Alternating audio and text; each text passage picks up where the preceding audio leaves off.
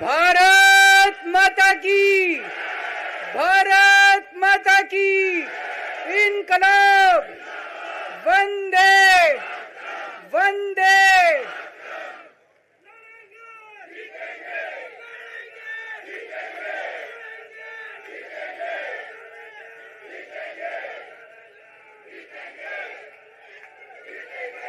मंच पे बैठे हुए मेरे सभी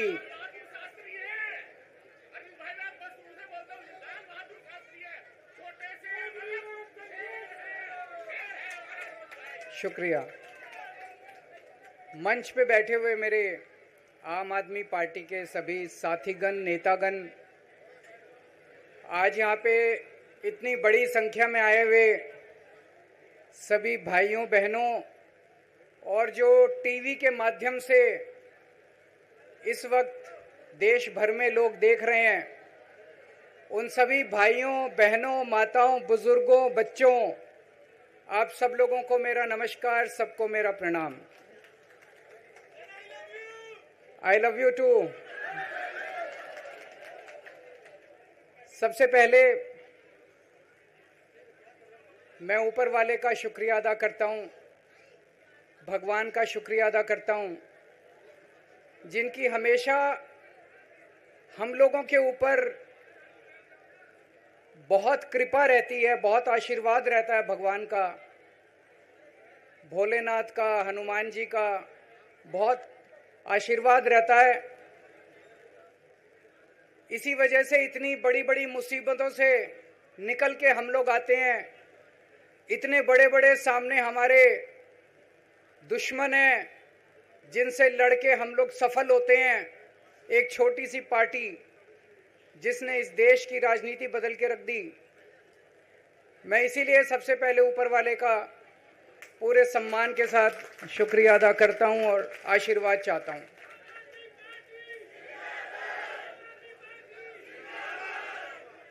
मैं उन लाखों लाखों लोगों का शुक्रिया अदा करता हूं जिन्होंने हम लोगों के लिए, जब हम लोग जेल में थे, मैं, मनीष सिसोदिया जी, संजय सिंह जी, विजय नायर जी, अभी सतिंदर जैन जी हैं, अमानतुल्लाह खान हैं, उनको वो भी जल्दी आएंगे मैं उम्मीद करता हूं।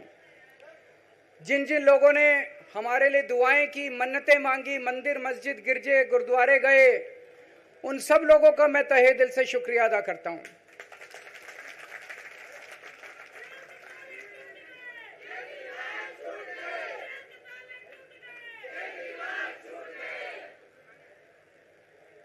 जेल में काफी वक्त मिला सोचने का, पढ़ने का, और कई किताबें पढ़ी, पॉलिटिकल किताबें पढ़ी, अपने स्वतंत्रता के आंदोलन की किताबें पढ़ी, गीता कई बार पढ़ी, रामायण पढ़ी, महाभारत पढ़ी। आज मैं अपने साथ एक किताब लेके आया हूं, ये भी मैंने कई बार पढ़ी, भगत सिंह की जेल डायरी। आप लोगों ने पढ़ी है? पढ़ना इसको जरूर, खरीद लेना, खरीद के इसको पढ़ना, भगत सिंह की जेल डायरी। जब भगत सिंह जेल में थे आज से 90-95 साल पहले, उन्होंने जेल के अंदर अपने लेख लिखे थे, वो लेख इसमें हैं।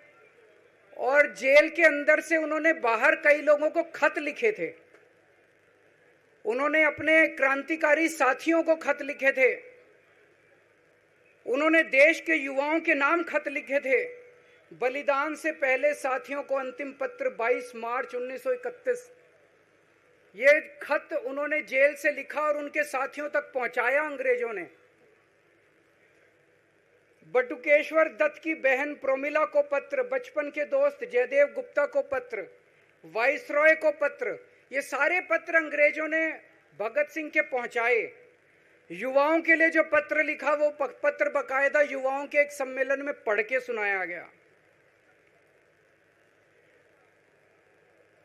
भगत सिंह की शहादत के 95 साल बाद आजाद भारत के अंदर एक क्रांतिकारी मुख्यमंत्री जेल गया। मैं अभी जेल गया, मैंने जेल से एक ही पत्र लिखा था एलजी साहब को। 15 अगस्त था, देश का स्वाधीनता दिवस था। देश के आज़ादी के दिवस के ऊपर दिल्ली का मुख्यमंत्री दिल्ली सरकार की तरफ से झंडा फहराता है। मैंने एलजी साहब को 3 दिन पहले चिट्ठी लिखी, 15 अगस्त के 3 दिन पहले, कि एलजी साहब, मैं चूंकि जेल में हूं, मेरी जगह आतिशी जी को झंडा फहराने की इजाजत दी जाए। कुछ गलत तो नहीं लिखा? वो चिट्ठी मेरी एलजी साहब तक नहीं पहुंचाई गई, मुझे चिट्ठी वापस करी गई और मेरे को ये वार्निंग जारी की गई। ये वार्निंग भी लेके आया हूं, जिंदगी भर साथ रखूंगा ये मेरे को वार्निंग दी गई कि दूसरी बार अगर आपने एलजी साहब को चिट्ठी लिखने की हिम्मत करी तो आपके साथ जो फैमिली मुलाकात होती है हर हफ्ते, वो फैमिली मुलाकात बंद कर दी जाएगी। मैं मन में सोच रहा था, अंग्रेजों ने भी नहीं सोचा था कि आजाद भारत के अंदर 95 साल के बाद अंग्रेजों से ज्यादा क्रूर और अत्याचारी शासक इस देश के ऊपर आएगा। आपने सुना होगा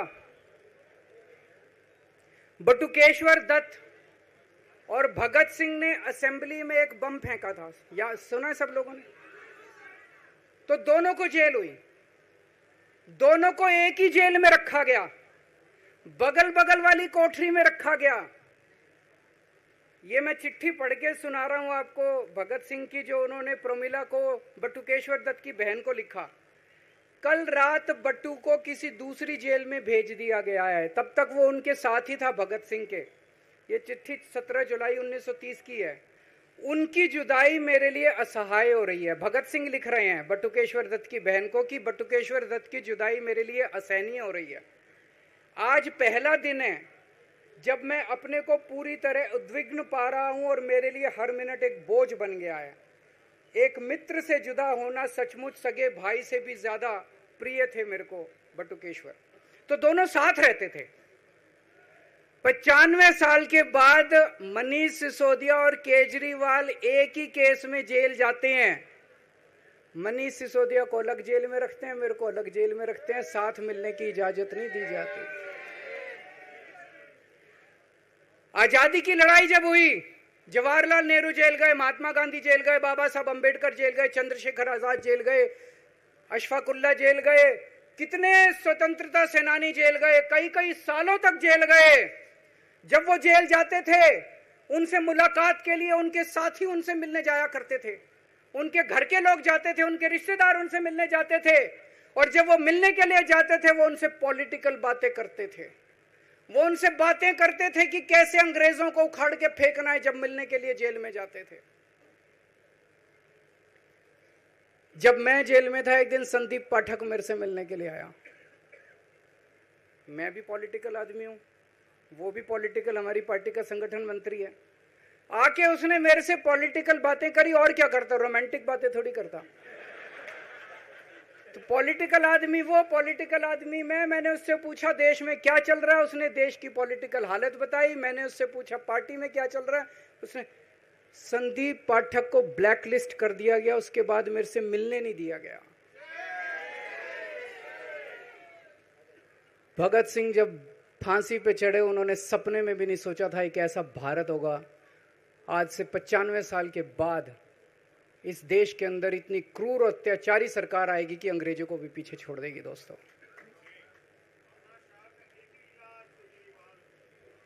मुझे जेल क्यों भेजा इन लोगों ने? ऐसा नहीं कि केजरीवाल ने कोई भ्रष्टाचार किया, वो इनको भी पता है, मेरे को भी पता है, आपको भी पता है। इन्होंने जेल क्यों भेजा मेरे को? इनका मकसद था आम आदमी पार्टी को तोड़ना। इनका मकसद था केजरीवाल के हौसले को तोड़ना, केजरीवाल की हिम्मत को तोड़ना। इन्होंने फॉर्मूला बना रखा है। आप देख रहे हो किस तरह से एमएलए तोड़ दो, एमएलए खरीद लो, ईडी भेज के डरा दो, सीबीआई भेज के डरा दो, फर्जी केस कर दो, जेल में डाल दो, पार्टी तोड़ दो। महाराष्ट्र में कैसे उन्होंने 2-2 राष्ट्रीय पार्टियां तोड़ दी। पार्टी तोड़ दो, सरकारें गिरा दो और अपनी सरकार बना लो। इनको यह लग रहा था केजरीवाल को जेल भेज देंगे तो दिल्ली में इनकी पार्टी टूट जाएगी, दिल्ली में बीजेपी की सरकार बना लेंगे। इनको लग रहा था पंजाब की सरकार तोड़ के पंजाब में हम अपनी सरकार बना लेंगे, इनके एमएलए तोड़ लेंगे। लेकिन हमारी पार्टी नहीं टूटी, हमारे एमएलए नहीं टूटे, हमारे एमएलए तो छोड़ो, कार्यकर्ता भी नहीं टूटे। इनकी बड़ी बड़ी साजिशों के खिलाफ, बड़े बड़े षड्यंत्रों के खिलाफ केवल आम आदमी पार्टी में ताकत है जो आज इनका सामना कर रही है। इनको लगा केजरीवाल के हौसले तोड़ देंगे। आज मैं आपके सामने खड़ा हूं और मैं पूरे विश्वास के साथ कह रहा हूं कि जेल के इन 150-200 दिन जो मैं जेल में रहा, इन दिनों ने मेरे हौसले को और 100 गुना बढ़ा दिया है, कम करने की बजाय। ये लोग पूछते हैं कि केजरीवाल जब जेल में था इसने इस्तीफा क्यों दिया, क्यों नहीं दिया? जेल में से सीएम के पद से इस्तीफा क्यों नहीं दिया? मैंने इस्तीफा इसलिए नहीं दिया क्योंकि मैं देश के जनतंत्र को बचाना चाहता था। इन्हें जो इतने फॉर्मूले बना रखे हैं, एमएलए तोड़ दो, पार्टियां तोड़ दो, एमएलए खरीद लो, डरा दो, अब एक फॉर्मूला और इन्होंने नया बनाया है। जहां जहां ये चुनाव हारे वहां वहां के मुख्यमंत्री पे फर्जी केस करके उसको गिरफ्तार कर लो और उसकी सरकार गिरा दो। अगर मैं इस्तीफा दे देता, अगर मैं, हेमंत सोरेन साहब ने इस्तीफा दिया, मैं भी इस्तीफा दे देता, इन्होंने सीतारमैया पे भी अभी केस किया है, सीतारमैया साहब के ऊपर, इन्होंने पिनाराई विजयन के ऊपर भी केस कर रखे हैं, ममता दीदी के ऊपर केस कर रखे हैं। ये एक ऑपोजिशन के मुख्यमंत्री को नहीं छोड़ते, एक एक को पकड़ के फर्जी केस कर करके उनको जेल में डाल देते और एक एक की सरकार गिरा देते। मैं जेल में गया, अभी 10 दिन पहले सुप्रीम कोर्ट की एक बेंच ने पूछा सरकार से कि जेल के अंदर से सरकार क्यों नहीं चल सकती। बड़ा आप लोगों ने अखबार में, सुप्रीम कोर्ट ने पूछा है केंद्र सरकार से कि जेल के अंदर से सरकार क्यों नहीं चल सकती, तो जेल के अंदर से सरकार साबित कर दिया हमने। अब मैं देश के सारे नॉन बीजेपी मुख्यमंत्रियों से हाथ जोड़ के विनती करना चाहता हूं, अब अगर प्रधानमंत्री जी हिम्मत करें आप पे फर्जी केस करके आपको जेल में डालें, इस्तीफा मत देना, किसी हालत में इस्तीफा मत देना। जेल से सरकार चलाना हम सबको मिलकर, ऐसा नहीं कि हम पद के लालची हैं, ऐसा नहीं कि मुख्यमंत्री पद हमारे लिए महत्वपूर्ण है, इसलिए क्योंकि हमारे लिए हमारा संविधान जरूरी है, हमारा देश जरूरी है, जनतंत्र जरूरी है, जनतंत्र को बचाना जरूरी है। इतने भारी बहुमत से जीती हुई सरकार, एक बार 70 में से 67 सीट आई, एक बार 70 में से 62 सीट आई, और आप पकड़ के जेल में डाल दोगे और कहोगे इस्तीफा दे। मैं सारे मुख्यमंत्रियों से आज हाथ जोड़ के विनती करना चाहता हूं, इनका ये नया फॉर्मूला भी आम आदमी पार्टी ने फेल कर दिया है, जो इन्होंने नया फॉर्मूला बनाया।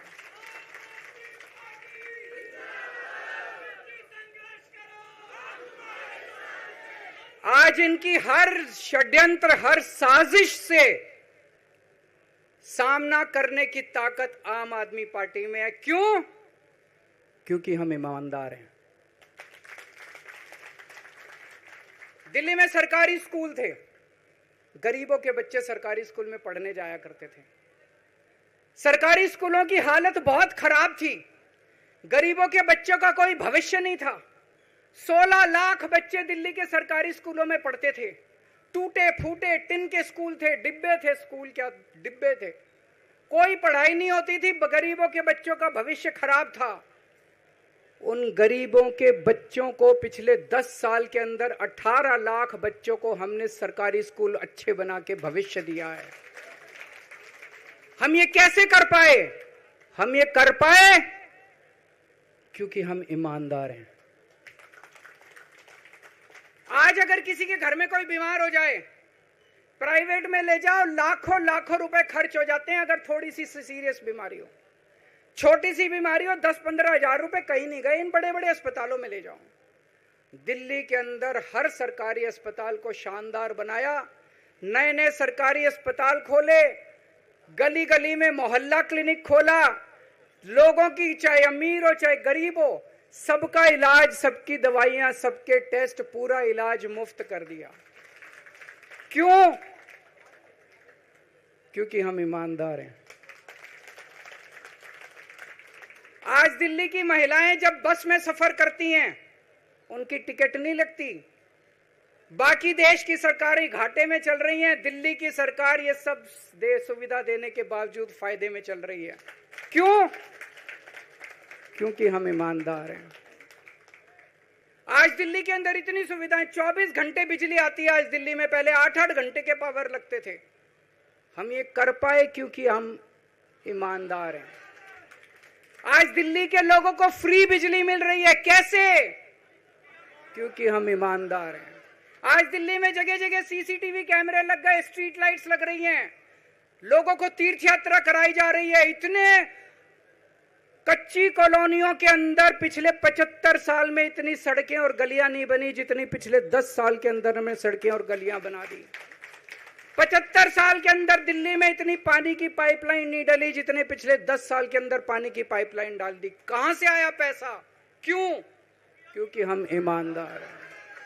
ये हमारी ईमानदारी से डरते हैं, ये हमारी ईमानदारी से डरते हैं। ये बिजली फ्री नहीं कर सकते, क्यों? ये बेईमान है। ये स्कूल ठीक नहीं कर सकते, इनकी 30-30 साल से सरकारें चल रही हैं कई राज्यों के अंदर, 25-25 साल से, 15-15 साल से इनकी सरकारें चल रही हैं। ये स्कूल ठीक नहीं कर सकते, अस्पताल ठीक नहीं कर सकते, ये फ्री इलाज नहीं दे सकते, ये बिजली फ्री नहीं कर सकते, ये 24 घंटे बिजली नहीं कर सकते। क्यों? ये बेईमान, ये बेईमान है। आज इन्होंने ईडी छोड़ दी, इनकम टैक्स छोड़ दिया, दिल्ली पुलिस छोड़ दी, इतने केस कर दिया हमारे ऊपर, और हम डट के खड़े हैं इनके खिलाफ, इनका मुकाबला कर रहे हैं क्योंकि हम ईमानदार हैं। इसलिए ये मेरे को बेईमान साबित करना चाहते हैं, ये मेरे को बेईमान साबित करना चाहते हैं। मेरे ऊपर कीचड़ फेंक रहे हैं, मेरे ऊपर लांछन लगा रहे हैं, मुझे सुबह शाम गालियां देते हैं। लेकिन मेरे लिए बीजेपी इंपॉर्टेंट नहीं है, मेरे लिए आप लोग इंपॉर्टेंट हो। अगर देश की जनता, दिल्ली की जनता को लगता है केजरीवाल बेईमान है, मैं 1 मिनट के लिए सीएम की कुर्सी पे भी नहीं बैठूंगा। 1 मिनट के लिए मैं बैठने को तैयार नहीं। मैंने अपने जीवन में कुछ नहीं कमाया, मेरा बैंक अकाउंट खाली है, हमारी पार्टी का बैंक अकाउंट खाली है। मैंने जिंदगी में कुछ नहीं कमाया, अपनी इज्जत और अपनी ईमानदारी के सिवा मेरे पास कुछ नहीं आया। इनकम टैक्स में कमिश्नर की नौकरी करता था, 2000 में नौकरी छोड़ के सन 2000 से 2010 तक 10 साल मैंने दिल्ली की झुग्गियों के अंदर बिताए हैं।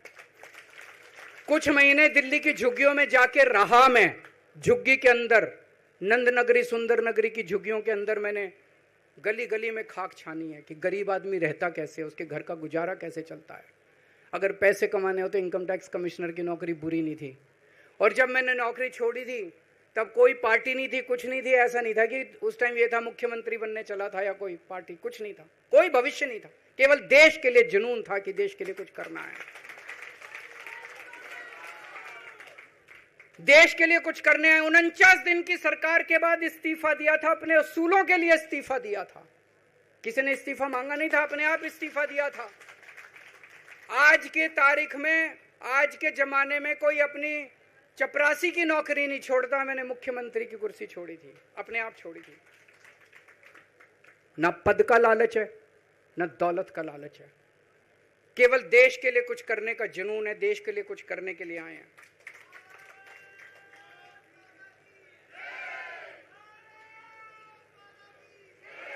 इन्होंने मेरे ऊपर आरोप लगाए, मनीष जी के ऊपर आरोप लगाए हैं। इस देश का जो सबसे कठोर कानून है ईडी का कानून, पीएमएलए, जिसमें बेल भी नहीं मिलती, बेल मिलनी भी मुश्किल है, उसके अंदर हमारे ऊपर तरह तरह के इन लोगों ने आरोप लगाए हैं। कोर्ट से हमको बेल मिल गई, उसके बावजूद आज की तारीख में, आज जो स्थिति है, इससे फालतू कोर्ट और कुछ नहीं कर सकता था जितना कोर्ट ने कर दिया हमारे पक्ष में। हम कोर्ट के बहुत शुक्रगुजार हैं। कोर्ट ने हमें बेल दे दी, अभी बेल तक ही दे सकता था। अब ये केस चलेगा। मैंने वकीलों से पूछा, मैंने कहा मेरा दिल कहता है कि जब तक ये मैं कोर्ट से बरी होके ना आ जाऊं तब तक मैं सीएम की कुर्सी पे नहीं बैठूंगा। उन्होंने कहा जी ये 10 साल चलेगा केस, कोई कह रहा है 15 साल चलेगा केस, कोई कह रहा है 20 साल चलेगा केस। तो केस यह भी लंबा चलेगा। आज कोर्ट जितना कर सकता था, कोर्ट ने हमारे पक्ष में निर्णय लिया है, हमें बेल दे दी उन्होंने। ऐसे कानून में जिसमें बेल मिलनी नामुमकिन होती है, उन्होंने बेल दे दी। आज मैं आपकी अदालत में आया हूं, जनता की अदालत में आया हूं, आपसे पूछने के लिए आया हूं, क्या आप केजरीवाल को ईमानदार मानते हो कि गुनहगार मानते हो?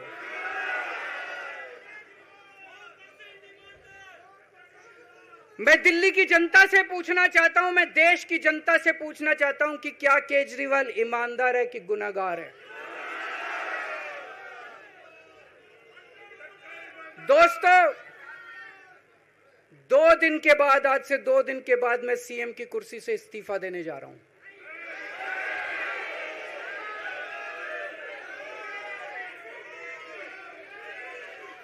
और मैं तब तक सीएम की कुर्सी पे नहीं बैठूंगा जब तक जनता अपना फैसला ना सुना दे। मैं जनता के बीच में जाऊंगा, गली गली में जाऊंगा, घर घर में जाऊंगा, और जब तक जनता अपना फैसला ना सुना दे कि केजरीवाल ईमानदार है, तब तक मैं सीएम की कुर्सी के ऊपर नहीं बैठूंगा।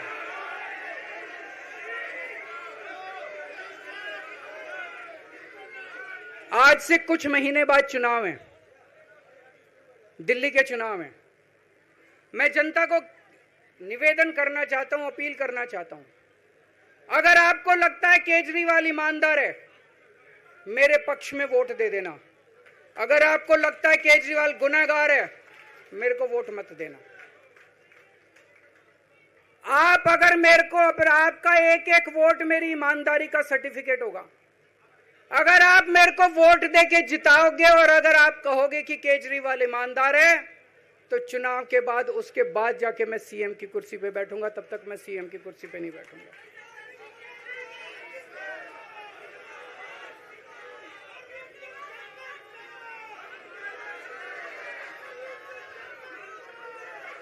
आपको लग रहा होगा अभी अभी जेल से रिहा होके आया है, ये कैसा क्यों बोल रहा है? अभी अभी जेल से रिहाई होके आया है, अब ये इस्तीफा क्यों दे रहा है? इन्होंने मेरे ऊपर आरोप लगाया है, इन्होंने आरोप लगाया है कि केजरीवाल चोर है, इन्होंने आरोप लगाया है केजरीवाल भ्रष्टाचारी है, इन्होंने आरोप लगाया है केजरीवाल ने भारत माता के साथ धोखा किया है। ये करने के लिए नहीं आया था मैं, सत्ता से पैसा और पैसे से सत्ता, इस खेल के खेलने के लिए मैं नहीं आया था। मैं देश के लिए कुछ करने के लिए आया था। जब 14 साल के बाद भगवान राम वनवास से लौटे, सीता मैया को अग्नि परीक्षा देनी पड़ी थी। आज मैं जेल से आया हूं, मैं अपनी अग्नि परीक्षा देने के लिए तैयार हूं।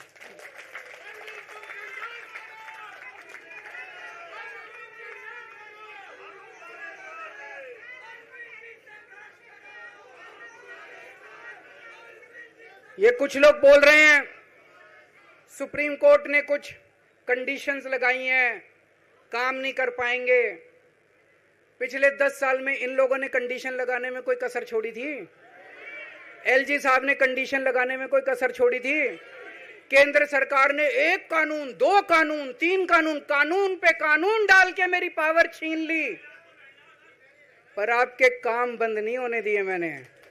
ये कंडीशन हमारे लिए कोई वो नहीं रखती, कोई हमारे लिए अड़चन पैदा नहीं करती ये कंडीशन। इन कंडीशन को भी देख लेंगे, लेकिन मेरे लिए जो मायने रखता है वो है मैंने अपनी जिंदगी में ईमानदारी कमाई है।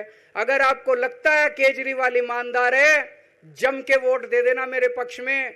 चुनाव के बाद सीएम की कुर्सी पे जाके बैठूंगा।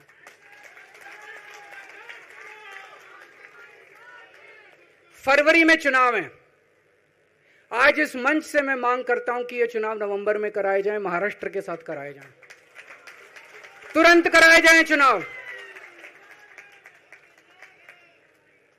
और जब तक आपका फैसला नहीं आएगा, तब तक मैं जिम्मेदारी नहीं संभालूंगा। और मैं जब तक चुनाव नहीं होते, मैंने जैसे बताया 2 दिन के बाद मैं अपना इस्तीफा दूंगा। जब तक चुनाव नहीं होते, तब तक मेरी जगह आम आदमी पार्टी से कोई और मुख्यमंत्री बनेगा। अगले 2-3 दिन के अंदर विधायक दल की मीटिंग होगी और विधायक दल की मीटिंग में अगले मुख्यमंत्री के नाम का तय किया जाएगा। मैं मनीष जी से बात कर रहा था, जो पीड़ा मेरे मन में है वो पीड़ा मनीष जी के मन में भी है। इनके लिए भी वही सब कहा गया जो मेरे लिए कहा गया है। मनीष जी का भी कहना है कि ये दिल्ली के उप मुख्यमंत्री और शिक्षा मंत्री और मंत्री का पद तभी संभालेंगे जब दिल्ली की जनता कहेगी कि मनीष सिसोदिया ईमानदार है। तो मैं और मनीष सिसोदिया, हम दोनों का फैसला आपके हाथ में है, जनता के हाथ में है। हम दोनों जनता की अदालत में जा रहे हैं, गली गली जाएंगे, जनता के बीच में जाएंगे और उनसे पूछेंगे, अगर जनता कहेगी ईमानदार है तो हम आके इसकी कुर्सी पे बैठेंगे। 2020 में आया था मैं, 2020 में मैंने कहा था, मैंने अगर काम किया हो तो मेरे को वोट देना और काम नहीं किया हो तो वोट मत देना, कहा था कि नहीं कहा था? आज मैं आपके बीच में आया हूं, मैं कह रहा हूं अगर मैं ईमानदार हूं तो वोट देना, अगर मैं बेईमान हूं तो वोट मत देना, बिल्कुल मत देना। भारत माता की, भारत माता की।